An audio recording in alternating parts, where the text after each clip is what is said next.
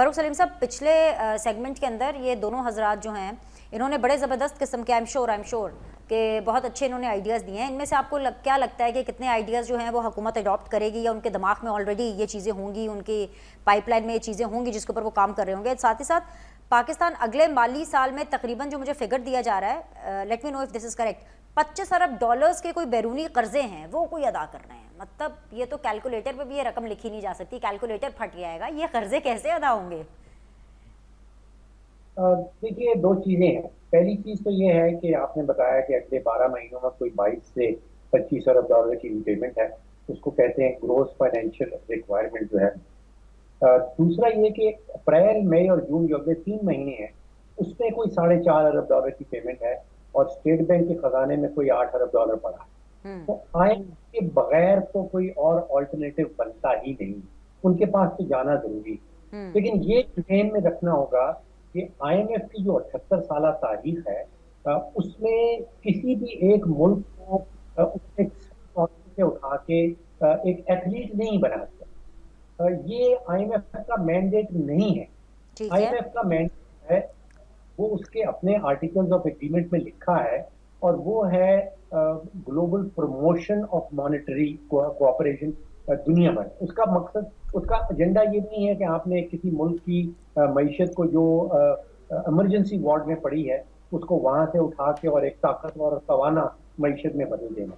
ये काम हमारे अपने जो फैसला साज शख्सियात हैं उनको करना होगा। Graduating out of the IMF program, IMF से बाहर किस तरह निकलना, इंडिया ने ये कर दिखाया है। तो जब हम जाएंगे आईएमएफ के साथ नेगोशिएशन करने के लिए, तो मेरे ख्याल में हमें एक सॉलिड किस्म का रिफॉर्म एजेंडा पहले से तैयार करके रखना होगा। हमें नेगोशिएट करना है from a position of strength, और वो उसी सूरत में होगा जब हमारे पास एक ठोस किस्म का इस्लाहाती एजेंडा मौजूद होगा। और जो एरियाज है वो दो ही।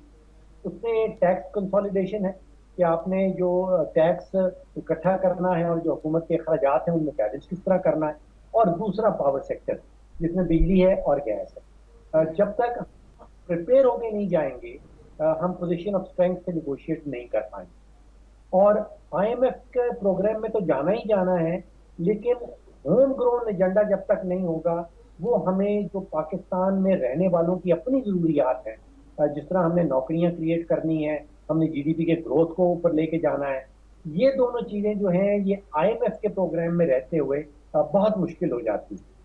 तो होम ग्रोन एजेंडा के बगैर जो है वो मामला आगे नहीं बढ़ता। ये फारूक साहब, ये होम ग्रोन एजेंडा क्या होता है? ज़रा आम जबान में प्लीज़ समझाइएगा मुझे भी, मेरे देखने वालों को भी, और मुझे ये भी बताइएगा कि सारा बोझ आईएमएफ का क्या आवाम पे पड़ने वाला है? क्योंकि मैं ये चाहती हूँ कि आवाम थोड़ी सी तो प्रिपेयर्ड हो। हमें इतना तो पता है कि इतनी जल्दी कोई खैर की खबर नहीं आने वाली, लेकिन आप आवाम को क्या खबर देंगे? Because we are going to the IMF program. देखिए, पावर सेक्टर के हवाले से आईएमएफ कहीं भी डायरेक्टली किसी मुल्क को ये नहीं कहता कि आप अपना बिजली का रेट बढ़ा दें या गैस का रेट बढ़ा दें। हमारे केस में वो ये कह रहा है कि जो आपका इजाफी गर्दिशी कर्जा है उसको आप सिफर पे ले आए। अब ये हुकूमत पाकिस्तान ने करना है कि जो 25% जो है वो डिस्ट्रीब्यूशन चोरी हो रही है, जो 10% वसूलियां नहीं हो रही, क्या उनको दूर करके हमने ये काम करना है, क्या टैरिफ बढ़ाना है? हमारे यहाँ हो ये रहा है कि पिछले 15-20 साल से हम टैरिफ बढ़ा देते हैं और इस तवक्को में बैठे रहते हैं कि गर्दिशी कर्जा कम हो जाएगा। अब वो हो नहीं रहा। 15-20 साल से यही एफर्ट हो रही है। बिल्कुल बिल्कुल।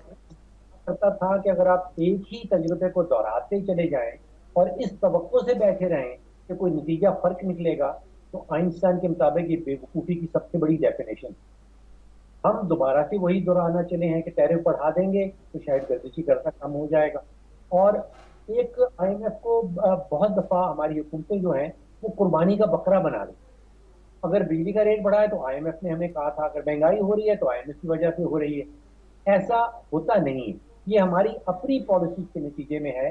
जैसे पहले भी शायद सलमान शाह साहब ने भी कहा कि हमारी कनपट्टी पे कोई बंदूक रख के हमें जबरदस्ती आईएमएफ के पास नहीं लेके जाता। जो हमारी अपनी गलत माशी पॉलिसीज हैं उनके नतीजे में जब डॉलर्स का फुकदान आ जाता है तो फिर हम मजबूरन आईएमएफ के पास जाते हैं।